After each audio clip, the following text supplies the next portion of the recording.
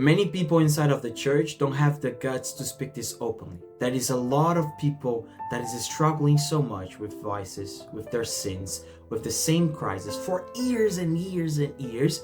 And guess what? These people think that the problem will be solved by praying it away.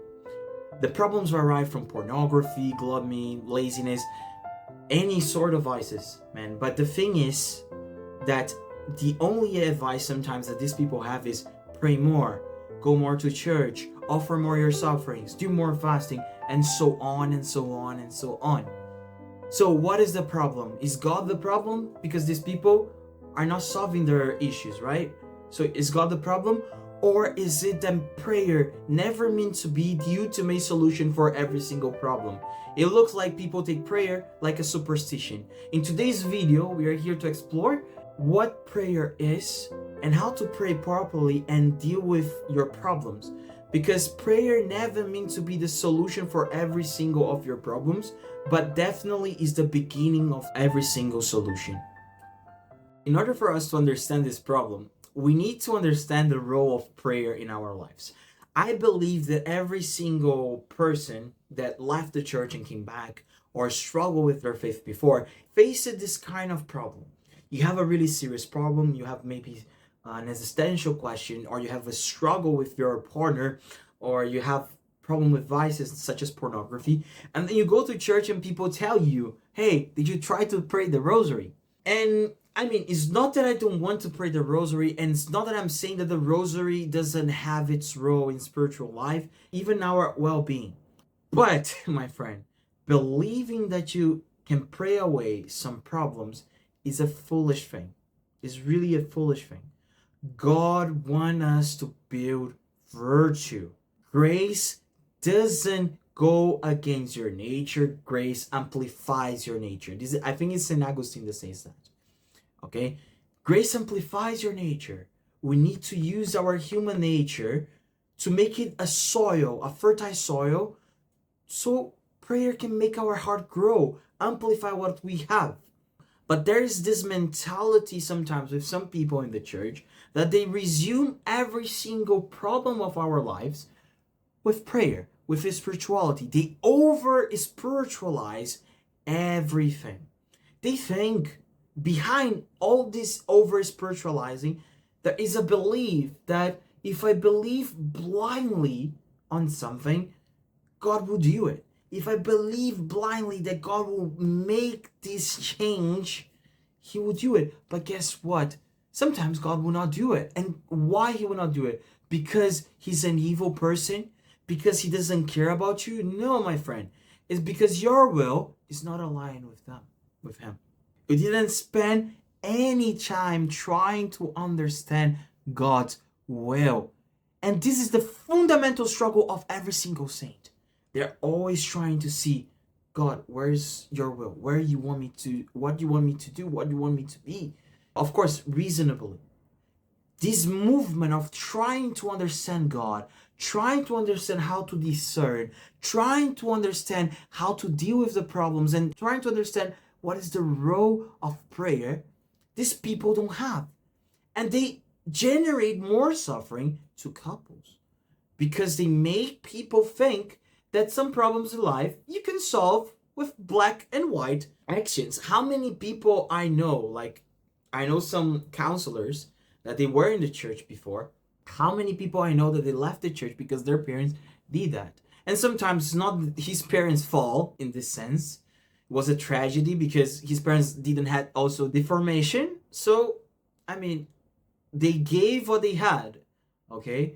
But having this movement to try to understand the role of prayer is essential. Having this seek of truth.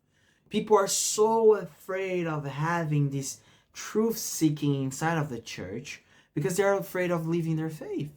And they don't know that Catholicism is the most rational religion in earth. There's no other religion that has such a sophisticated morals as Catholicism. There's no other religion that has such a sophisticated philosophy as Catholicism. Catholicism is the most reasonable religion in earth. So, for me, Daniel, I had my atheist time. I had my truth-seeking time. I'm not afraid of trying to seek practical solutions to problems because I will lose my faith, because I will destroy the image that I have about God and Jesus and so on. No, we need to try to understand prayer. This is the first step. Prayer, faith is not a blindly thing. Of course, there are moments in spiritual life that you will feel dry, like St. John of the Cross.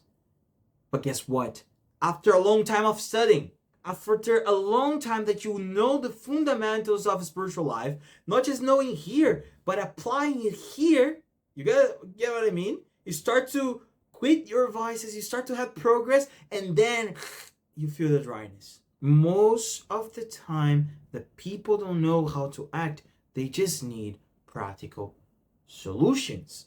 It's not about prayer. And like I said in the beginning of the video, don't get me wrong, prayer is the beginning of every single solution. It's the beginning.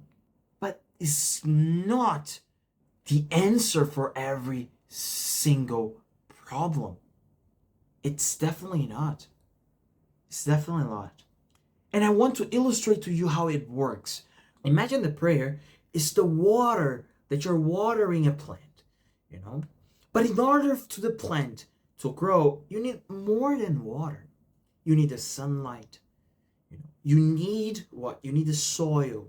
And I think that there's a passage in the Bible that says that you have the duty of watering the plant, you have the duty of creating good soil and having the light, but you never know whether the seed will grow or not. That's up to God. And with prayer, it's the same. We are there fighting with all our strength, our vices. We are there trying to figure out solutions for our problems. But in the end of the day, prayer will just work if the soil, if you have the right conditions on your heart. I like the quote of St. Augustine. That is this really famous quote that is, pray like nothing depends on you, but do stuff like everything depends on you. If you don't know how to deal with the situation, if you are in a darkness, use this axiom. Use this in your favor, my friend. Use that. There are times in life that we are in darkness. We don't know what to do. Everyone passed through that. You're changing a stage of your life. You want to get married, for example, okay? Or you're struggling with a vice. You're just converted. You don't know how to deal with this stuff. And you need time. You need to find something to guide. Come down. Pray like everything doesn't depend on you, and do stuff like everything depends on you. Ora et labora. Pray and work. Pray and work. Pray and work. This is how it works. The church never believed in this cheap spiritualism that you just pray and everything will be okay. Otherwise, we wouldn't have people like St. Thomas trying to understand human nature. We wouldn't have people like St. Augustine trying to talk about the division of the will. We wouldn't have psychologists that are Catholic. We wouldn't have doctors that are Catholic. We wouldn't have philosophers. We wouldn't have this kind of stuff. We wouldn't have theologians even trying to understand how God is and how is this relationship with God, how grace operates in our soul and so on. If it was that simple. Oh, Daniel, you're telling me that I need to be a theologian because you're talking about things that look so complicated. No, what I'm telling you is that you need to have this openness to truth, because Christ is the truth, the way, and life. But if you don't have this openness to truth, you never will find the way to life. And guess what? I don't blame these people that are over-spiritualizing things. Maybe they're just lost too. And it's really tempting to put our security in one belief. But guess what? Life is way more complex than that. Life is more complex than that. And you have no guarantees. We have no guarantees. But one thing that we can have is this Christian courage. What is this Christian courage? Open your chest, look forward to experience the adventure of life. living life, living Christian life, living Catholic life is a day-to-day adventure. And if you simplify on that way, like, well, I will do my prayer, I will do this, and that, and then everything will go okay. I will do this ritual, and everything will go okay. It's not a spiritual life. Spiritual life is organic. What you're describing to me is a superstition. And in this sense, the atheist has all the reasons to call religious people superstitious because it looks like I do A, B, and C and everything will be okay. No. No, it's not like that. It's not like that. We need to explore. We need to be open to truth. We need to question. We need to try to understand how prayer is working inside of us. We need to have this kind of curiosity. In this way, our lives can really grow. Okay, Daniel, I understood. I understood that prayer is not the ultimate solution for every single thing. Okay, but I have been struggling with this for such a long time. Doesn't matter if it's relationship problems, maybe with your parents, with your partner, doesn't matter. Vocational problems, pornography, and so on. Okay, I know. What should I do? When you don't know what to do, pray for God to put the right person in front of you so you can ask for help. If you're having relational problems with your partner, ask for help. Find a counselor or a Catholic counselor. That's the best, but find a professional to try to fix the problem. If you don't know your vocation, try to find a good spiritual director. How do I know that the spiritual director is good enough? Okay, look, there is an aspect of knowing the spiritual director that is jumping inside of the water, and trying to be, if you see that your life is doing progress, it's good. Sometimes it did progress until a certain point, and then you need to change to another one, and that's totally fine. But sainthood is your journey, my friend. There's no collective salvation. Remember that passage from Jesus. You will die and then you will go to heaven. Knock, knock, knock, knock. Jesus, I was the one that was there praying in the church. I was the guy that was praying the rosary every day. I was that guy. And I didn't figure out my crisis and so on. Please let me in. And he will say, I don't know you, my friend. Because instead of trying to really figure the problem, you choose something symbolic to do to not face your problems. You choose something that's easier, for example, in order to not look to here, to not solve the problem here, to not fix the relationship here. And you're saying, but Daniel, at least I pray the rosary. Yes, you pray the rosary, but you made the life of your spouse hell. Where's the charity? Where's the charity? In the end of the day, that's what matters, is the charity.